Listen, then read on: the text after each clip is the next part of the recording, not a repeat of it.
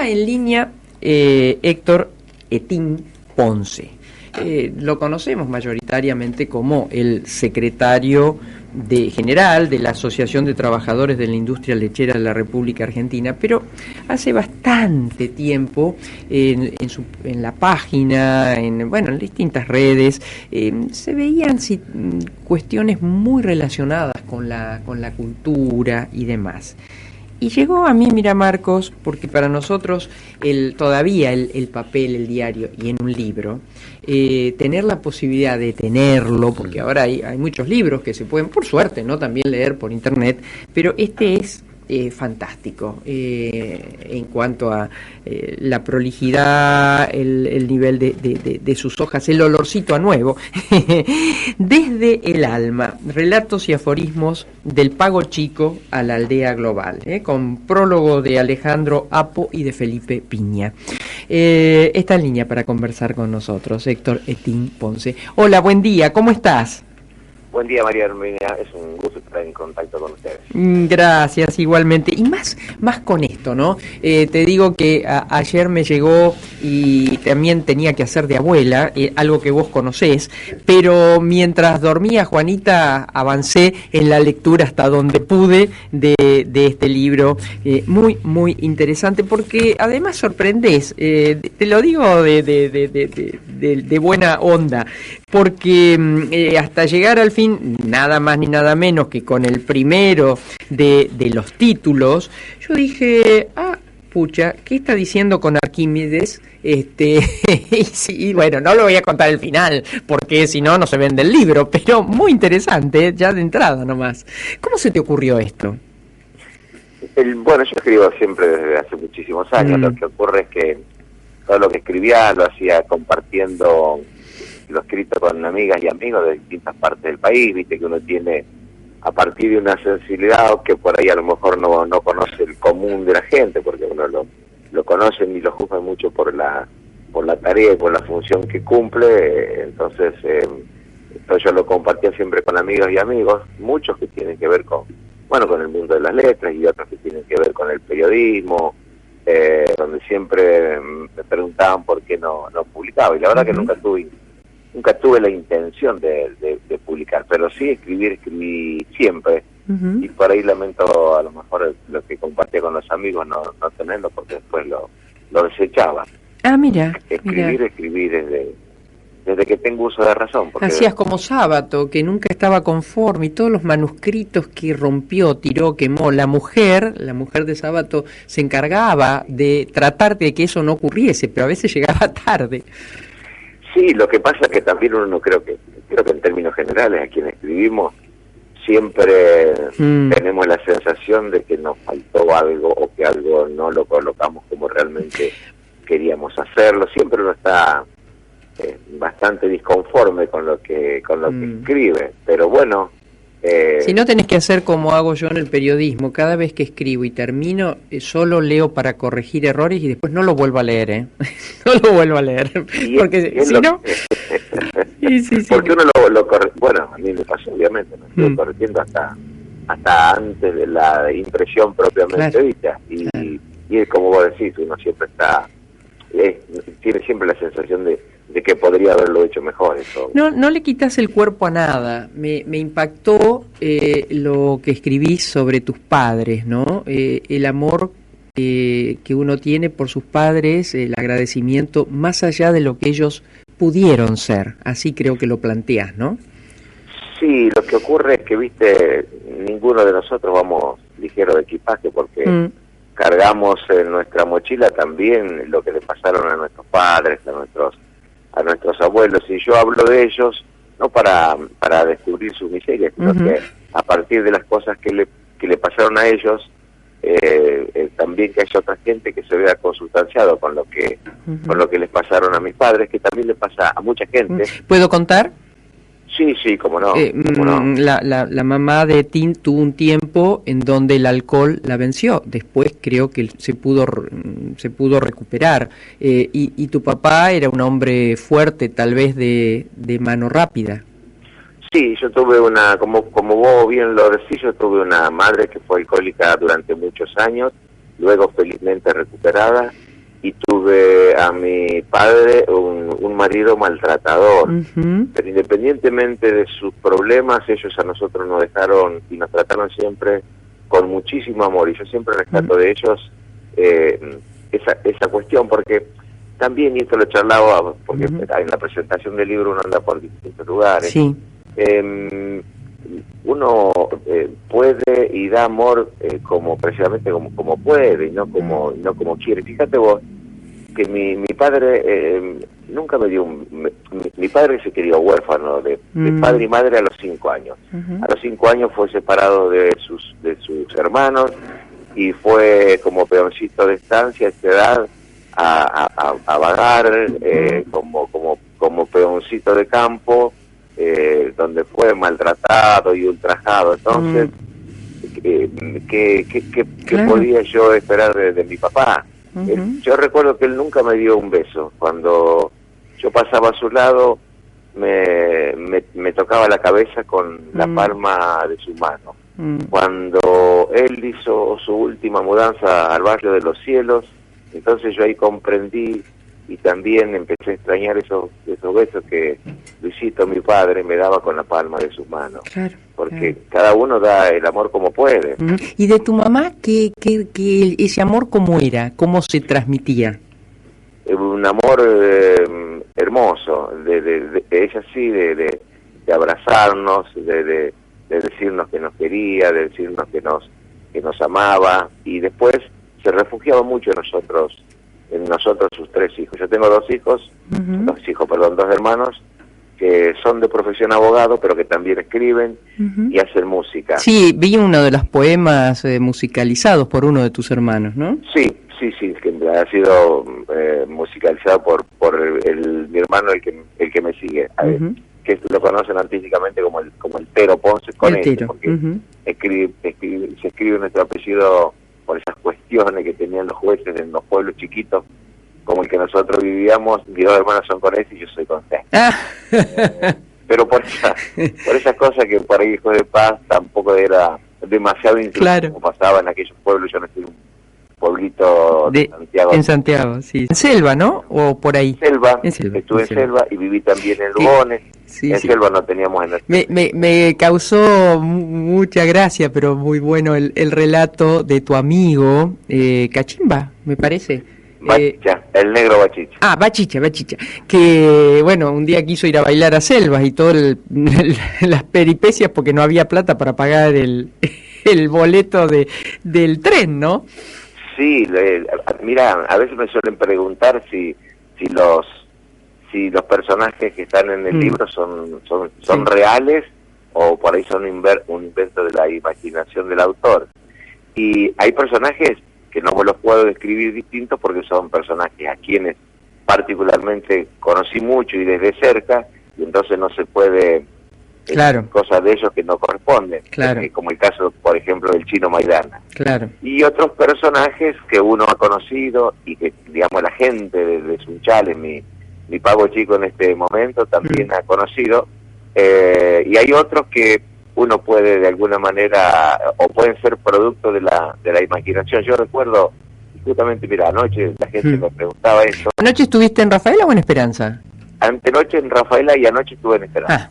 Anoche estuve en el Salón Blanco de la Municipalidad de Esperanza, invitado por la gente de la municipalidad y por la gente de Atilra Esperanza. Y bueno, me preguntaban esto, que te decía, yo le comentaba lo siguiente respecto de esto.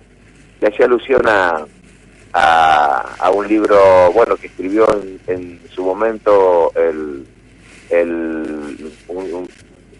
escritor tremendo que tuvimos, que se llamaba Cuento de los Años Felices, donde le preguntaban si el padre, porque en definitiva son cuentos de la infancia, le preguntaban si el padre era realmente así como era.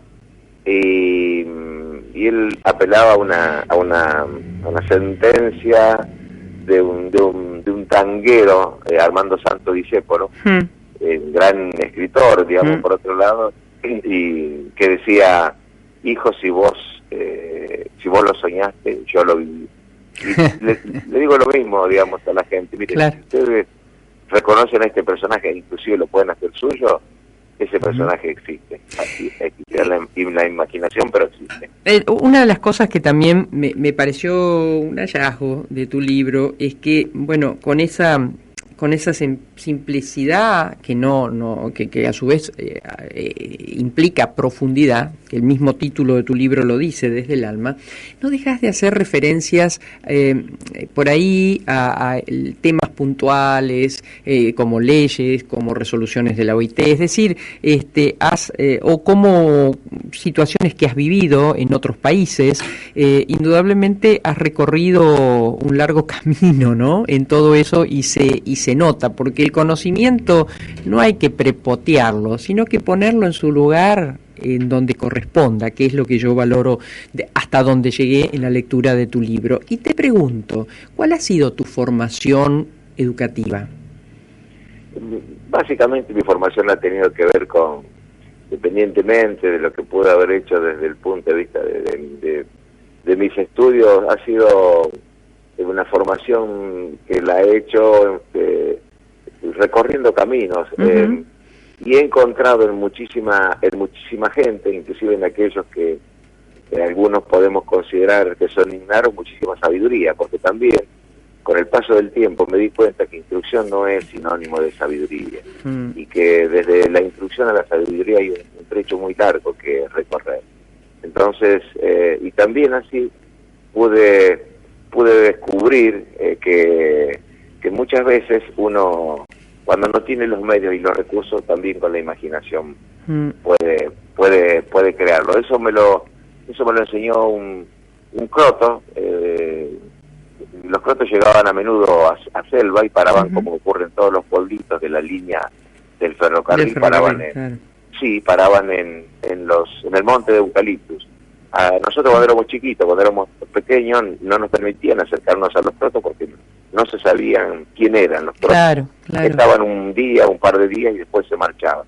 Hasta que una vez llegó Tomasito a Selva, a mi pueblo, y Tomasito, a diferencia de lo que ocurría con el resto, no se iba. Tomasito se quedaba y se quedó en el pueblo, a tal punto que después recuerdo que le habían dado un lugar para parar en los galpones del ferrocarril, y él comenzó a intercambiar relaciones con toda la gente del pueblo. Incluso nosotros, que éramos chiquitos en aquel momento, esperábamos el momento cuando él, desde un viejo portafolio de cuero, recuerdo, marrón gastado, sacaba unos libros y nos empezaba a leer unos cuentos. Mira. Nosotros, te imaginás que éramos chiquitos, nos sentábamos alrededor de él y escuchábamos embelesados de esos cuentos que Tomasito nos leía. Yo, cuando vine grande, supe que Tomasito no sabía leer. De él aprendimos los chicos del pueblo que muchas veces, cuando no existen los medios, los recursos, la imaginación puede crear. Entonces yo creo que a partir del conocimiento de esos personajes uno puede enriquecerse, no solamente desde el punto de vista intelectual, con una formación personal hacia adentro, sino también desde el punto de vista espiritual, que es lo que trato de generar con los relatos y los aforismos que están contenidos en este libro. Por ahí decís un aforismo que te digo que me hizo pensar mucho, y todavía no sé si estoy de acuerdo con vos. Vos decís que la felicidad... Que yo tampoco. Vos decís que la felicidad es más fácil que ser sencillo. Yo no sé si no son las dos cosas difíciles. Sí, el aforismo dice, ser feliz es algo sencillo, lo difícil es ser sencillo. Claro. Porque yo encuentro digamos que, por ejemplo, ¿no?, los chicos son mucho más felices que los adultos, seguramente porque cuando uno es pequeño no se genera tantos vericuetos para llegar a la felicidad. Los bajitos pueden construir la felicidad con cosas muy sencillas. Fíjate, Tim, perdón mi interrupción, sí, como diría nuestro amigo en común, que moje en tu salsita, estoy hablando de Adrián Noriega. Digo, fíjate que por ahí un niño recibe un regalo costosísimo y juega con un broche o con un palito.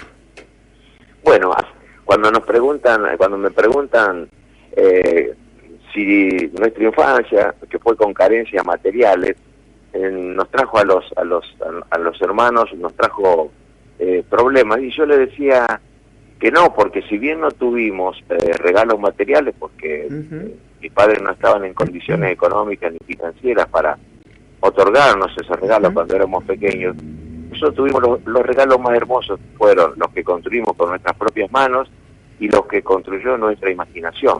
No hay regalo más hermoso que eso. Entonces, cuando me preguntan acerca de eso y teniendo en cuenta lo que vos también me manifestás, tiene que ver con eso.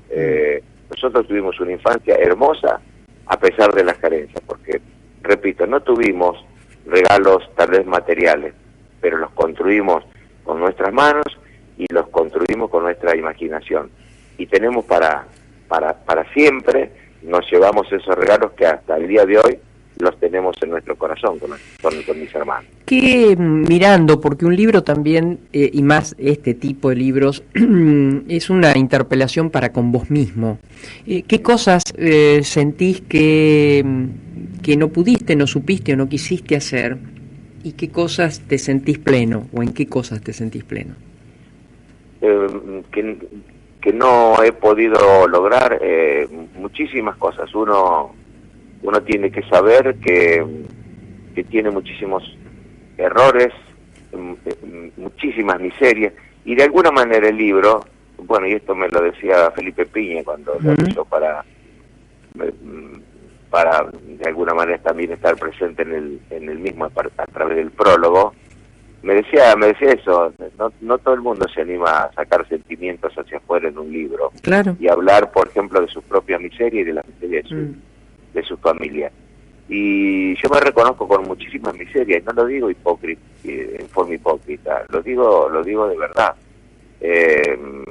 Muchísimas miserias, muchísimos errores. Entonces, al tener muchísimas miserias y muchísimos errores, lo único que puedo hacer, y lo que podemos hacer todos, es reconocerlo para tratar de ser un poquito mejor, pero evidentemente me voy a morir con esos errores, me voy a morir con esas expresiones, con esas miserias, y todos los días voy a tratar de ser un poquito mejor, que la propuesta del libro definitivamente es eso, ¿no? Es decir, saber que todos transitamos un mismo camino, pero tener en cuenta la finitud de nuestra existencia, porque cuando somos conscientes de la finitud de nuestra existencia, muchas de esas estupideces comienzan a marcharse. Cuando uno tiene la finitud, cuando uno reconoce la finitud de nuestra existencia, se da cuenta que en esta vida la vida es una carecita. Uno puede sacar la sortija y dar un par de vueltas más, pero todos inexorablemente en algún momento nos tenemos que bajar.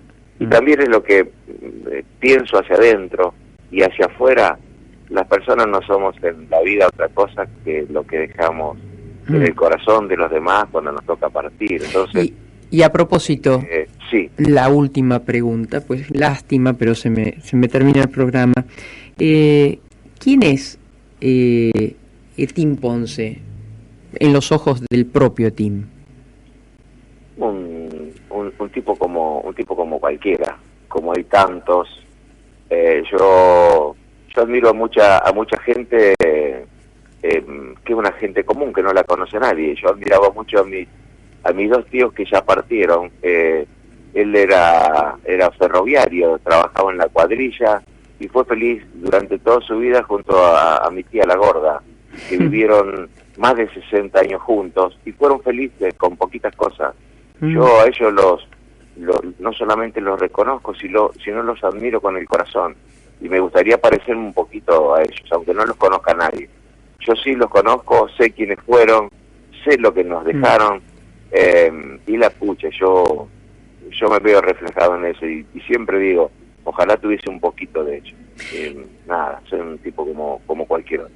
Etín, gracias por este tiempo, gracias por esta parte tuya, gracias por desnudar tu alma, y si andás por Rosario presentándolo, no dejes de decirnos. Nos gustaría tenerte en nuestro programa de tele, va a ser un placer.